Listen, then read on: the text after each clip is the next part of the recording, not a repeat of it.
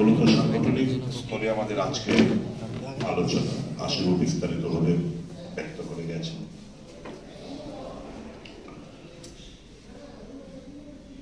দেশে একটা অরাজকতা চলছে। কে কি পোশাক পরে, কে কি খাদ্য খায়, সে নিয়ে মানুষকে চিহ্নিত করা হচ্ছে এবং মানুষের মধ্যে বিভাজন তৈরি করা হচ্ছে। উদ্দেশ্য একটাই, এই দেশে 14.6% হচ্ছে সংখ্যালঘু মুসলমানদের বসবাস। 14.6% অফ দ্য পপুলেশন, জনসংখ্যা হচ্ছে সংখ্যালঘু মুসলমান। শাসক গোষ্ঠী ধর্মের নামে বিভাজন করে ক্ষমতায় আসতে চায় এবং ক্ষমতায় টিকে থাকতে চায়। সংবিধানের ধারে কাছে এরা নেই।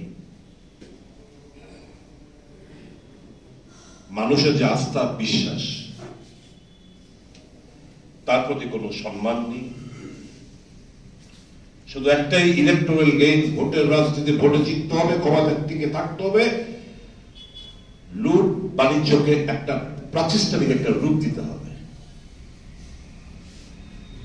এটাই হচ্ছে এদের কর্মসূচি।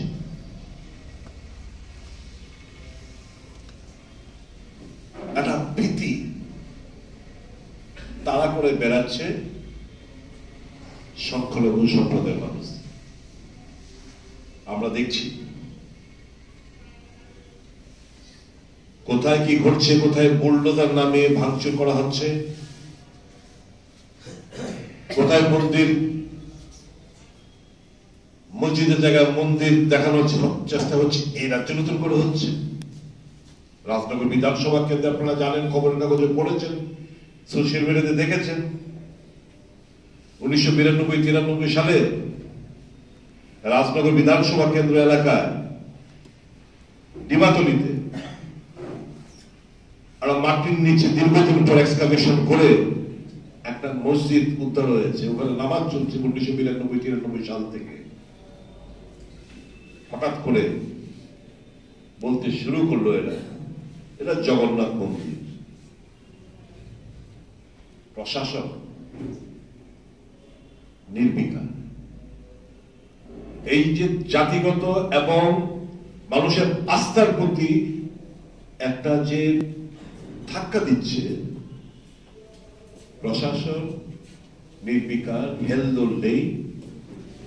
এটা মারাত্মক একটা চিন্তার কারণ হয়ে দাঁড়িয়েছে দেশের জনগণের কাছে। এই যে সংবিধানে লেখা আছে liberty of thought, expression, belief, faith and worship, প্রিয়েম্বলে সেটার উপরে আঘাত। লিবার্টি নেই। আপনাদের নতুন আইন করলো, এই মধ্যপ্রদেশ সরকার প্রতিষ্ঠিত হওয়ার পর বলল কোন ধর্মীয় প্রতিষ্ঠানে মাইক চলবে না। উদ্দেশ্য কি? মানে আজান দেওয়া, নামাজ পড়া চলবে না, মাইক লাগাতে দেবে না। নির্বাচনের আগে আমরা দেখেছি কিভাবে বিভাজনে রাজনীতি এরা কত নিচু নেমে মানুষের বিরুদ্ধে মানুষকে লড়িয়ে দিয়ে নির্বাচনী ইলেকট্রাল গেমস পাওয়ার জন্য তারা এত নিচে নামতে পারে। প্রশ্নটা হচ্ছে এই জায়গায় ভারতীয় হিসাবে এই সংখ্যালঘুকে সংখ্যাগুরু সেটা নয়। একজন ভারতীয় হিসাবে আপনাদের দায়িত্বটা কি? আমরা যারা দল করি, আমাদের সংগঠন, মানুষকে কি আমরা জাগ্রত করতে পারছি কিনা এই অরাজকতার বিরুদ্ধে? সেটা হচ্ছে আজকের দিনে মস্ত বড় প্রশ্ন।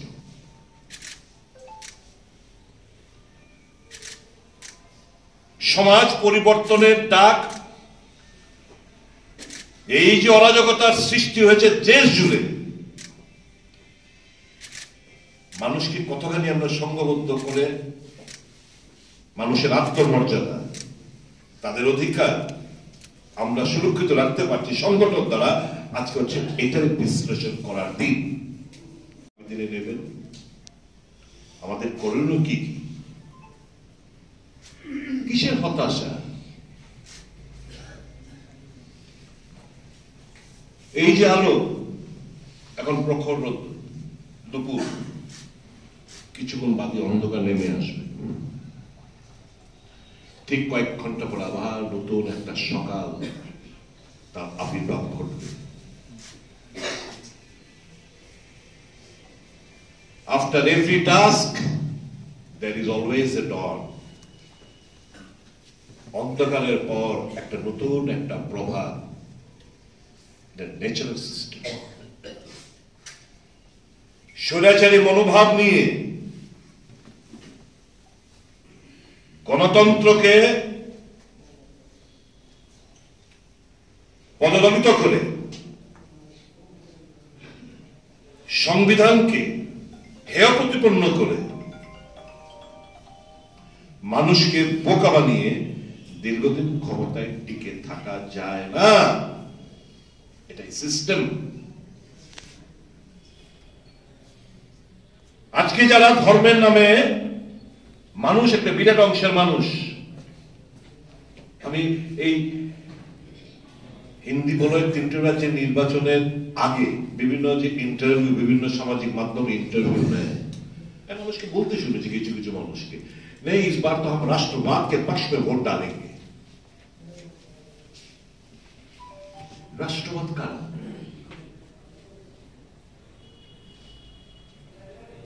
রাষ্ট্রবাদের মানেটা কি? স্বাধীনতার লড়াইয়ে তাদের ভূমিকাটা কি ছিল? এটা তো একটা মাফিনামা লেখার একটা পার্টি, অর্থাৎ ক্ষমা প্রার্থনা, ক্ষমা মার্জনা চাওয়ার একটা পার্টি। ব্রিটিশরা জেল থেকে রেহাই পাওয়ার জন্য বারংবার তার দলের নেতা সাভারকার ক্ষমা মার্জনা চেয়েছে, মাফিনামা লিখেছেন ব্রিটিশদের কাছে, জেল থেকে ছাড়া পাওয়ার জন্য, মুক্তি পাওয়ার জন্য। এরা হয়ে গেছে রাষ্ট্রবাদী। আবার নামের আগে যে মাফিনামা লিখলো, তার নামের আগে বীর সাভারকার। এদের তো পঞ্চম বাহিনীর ভূমিকা অবতীর্ণ ছিল। এরা ব্রিটিশদের দালালি করত, গোপন খবর পাচার করে দিত। এদের জন্মলগ্ন থেকেই হিন্দু আর মুসলমানের খেলা খেলত। এই দল আজকে হয়ে গেছে রাষ্ট্রবাদী। মানুষের বিরুদ্ধে মানুষকে লড়াই করিয়ে, দেশকে দুর্বল বানিয়ে এরা হয়ে যাবে রাষ্ট্রবাদী। থেকে আমরা উৎসাহিত, উদ্দীপিত। আগামী 19শে ডিসেম্বর ইন্ডিয়া জোটের মিটিং সংগঠিত হতে যাচ্ছে নয়াদিল্লিতে। এই ইন্ডিয়া জোট আগামী লোকসভা নির্বাচনে এই দেশে একটা নতুন সরকার গঠন করার লক্ষ্যে প্রতিজ্ঞাবদ্ধ এবং আগামী দিন এই ইন্ডিয়া জোটের নেতৃত্বে কেন্দ্রের সরকার প্রতিষ্ঠিত হতে যাচ্ছে। প্রত্যেকটা কংগ্রেস কর্মীকে এই দৃঢ় সংকল্প গ্রহণ করে তাদেরকে আমাদের এই সাংগঠনিক কাজে ঝাঁপিয়ে পড়তে হবে। আমি অত্যন্ত আনন্দিত আজকের এই সাংগঠনিক সভায় একটা বিরাট সংখ্যক আমাদের এই সংখ্যালঘু ডিপার্টমেন্ট থেকে যারা নেতৃত্ব, তারা এসেছেন। রাজ্যের অধিকাংশ বিধানসভা কেন্দ্রের নেতৃত্বরা এখানে উপস্থিত হয়েছেন, যাদের উপস্থিতিতে আজকে আমরা সাংগঠনিক সিদ্ধান্ত গ্রহণ করে আগামী দিন এই রাজ্যে সংখ্যালঘুদের প্রতি এই সরকারের যে মনোভাব, তাদের মৌলিক অধিকার হরণ করা, তাদের গণতান্ত্রিক অধিকার থেকে তাদেরকে কিভাবে রুদ্ধ করা যায়, তাদেরকে কিভাবে তাদের ভাষা, বর্ণ, ধর্মের, তাদের পোশাক পরিচ্ছদের, তাদের খাদ্যাভ্যাসের উপর যারা হস্তক্ষেপ করছে তাদের বিরুদ্ধে লড়াইয়ের জন্য প্রস্তুতি নেওয়া যায়, সেই লক্ষ্যে আজকের এই সভা। আমি আহ্বান করব যে এই সভার বিভিন্ন নেতৃত্বরা, আমাদের জেলা সভাপতিরা এসছেন, আমাদের এখানে এই মঞ্চে সর্বভারতীয় কংগ্রেস কমিটির স্থায়ী আমন্ত্রিত সদস্য আমাদের মাননীয় বিধায়ক সুদীপ রায় বর্মন মহোদয় আছেন, আমাদের সংখ্যালঘু নেতা ইদ্রিস মিয়া, আমাদের আব্দুল মতিন চৌধুরী থেকে শুরু করে এই রাজ্যের যারা বিভিন্ন জেলায় জেলায় সাংগঠনিক কাজের সঙ্গে যুক্ত হয়ে আমাদের সংখ্যালঘু এই বিভাগকে শক্তিশালী করে চলেছেন, সমস্ত নেতৃবৃন্দ এখানে উপস্থিত হয়েছে। আমি সকলকে আন্তরিক ধন্যবাদ জ্ঞাপন করছি।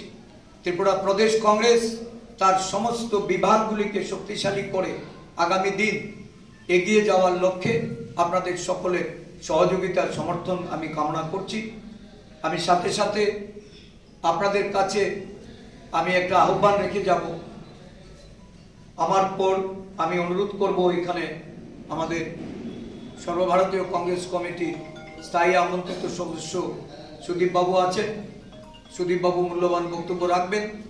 আপনাদেরও প্রত্যেকটা জেলা থেকে আপনাদের প্রতিনিধি রূপে একজন একজন করে 5 মিনিট আপনারা বক্তব্য রাখবেন। 5 মিনিটের মধ্যে শুধু পরামর্শ দেবেন, অ্যাড্রেস করতে হবে না। উপস্থিত নেতৃবৃন্দ, এইটুকুই শেষ। তারপর আপনাদের মূল্যবান পরামর্শ আপনারা রাখবেন, এখান থেকে আহ্বান করা হবে। নেতৃত্ব আপনাদের মূল্যবান বক্তব্য শোনার পর আমরা একটা সাংগঠনিকভাবে এই সংখ্যালঘু বিভাগকে পরিচালনা করার লক্ষ্যে আমরা আমাদের পরিকাঠামোগত দিকটাকে তৈরি করে নিয়ে আগামী দিন ময়দানে ছাপিয়ে